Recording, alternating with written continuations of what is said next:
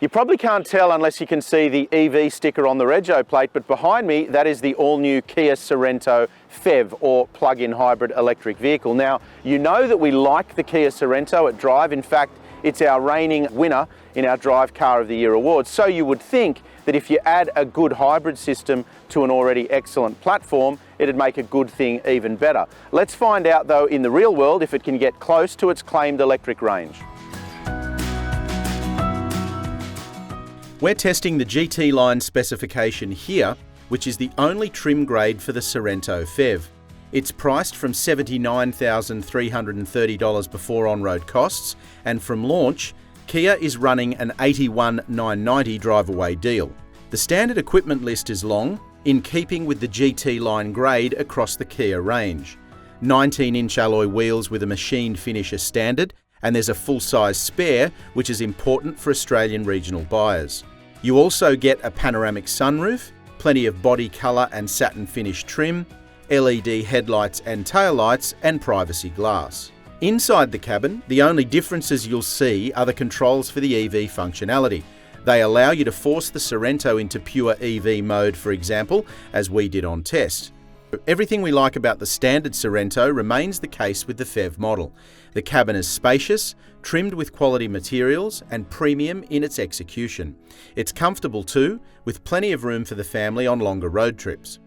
There's a 1.6 litre turbocharged 4-cylinder petrol engine, which generates 195 kilowatts and 350 newton metres when combined with the electric motor. The engine is mated to a 6-speed automatic and an all-wheel drive system. Kia claims 1.6 litres per 100 kilometres, and with somewhere between 57 and 69 kilometres of pure electric power, that first 100 kilometres will indeed use very little fuel. The long-term average of our test car over 1,200 kilometres was 4.9 litres per 100 kilometres, still impressive for a large SUV. The first thing about the driving experience is the electric vehicle operation, or the pure EV mode. So when I first got in the Sorento, it was showing 57 kilometre range. I forced it into EV mode, and then I headed straight onto a road pretty much exactly like this. So I drove between, let's say 40 or 50, right up to 90 kilometres an hour, depending on the road I was on.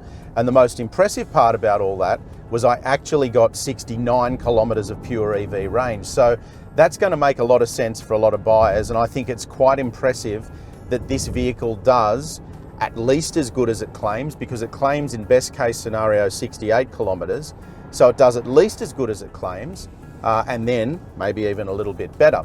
In terms of the driving, again, I think it's impressive because it's already on a chassis and a platform that we really like. So the Sorento itself is an excellent large SUV, and adding a plug-in hybrid system to it hasn't taken anything away from the driving experience.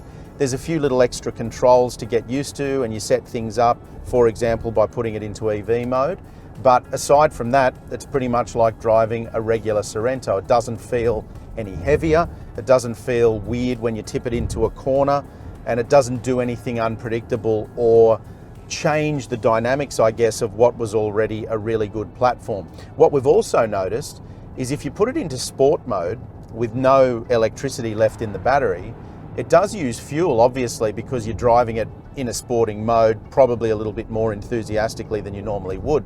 But what it also does is it puts charge back in the battery. So for that situation, the petrol engine is driving the car, but it's also acting like a generator, and it works quite handily if you want to get some electric power back. So in short, when you're driving the Sorento PHEV, it doesn't feel any different to driving a regular Sorento, and it hasn't ruined what was an enjoyable driving experience. And one last thing, the transition from electric back to the petrol engine, when we did run the battery completely flat and it showed 0 range and it transitioned across to the petrol engine, there was nothing harsh or grating about it. It just took over and started driving via the petrol motor. So this is a really clever system, and it's a system that's put together quite well. And to be honest, even though this is obviously more expensive than a regular Sorento, it's going to make a lot of sense for a lot of Australian buyers if it fits within your budget. Now, before we wrap this up, don't forget to hit like if you've enjoyed this video. Click on subscribe so you can stay up to date with all of our latest video content, and the review for the Sorento PHEV and all the other vehicles we test is over at drive.com.au.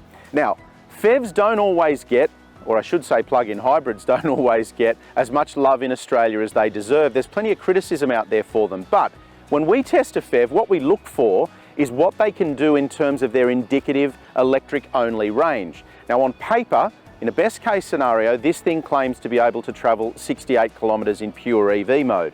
When I first got in it, it was showing a range fully charged of 57 kilometres. So I drove it around without the air conditioning on and without trying to be too efficient, and guess what?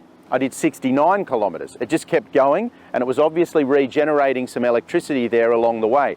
That's pretty impressive. So when you break that down and you consider that the average Australian buyer drives around about 20 kilometres each way to work, that means Monday to Friday, regular working week, you don't use any petrol, but then you've got a regular petrol engine to use on the weekend if you go on a longer road trip. And I think that's pretty impressive, and I think that is where a PHEV makes the most sense for Australian buyers.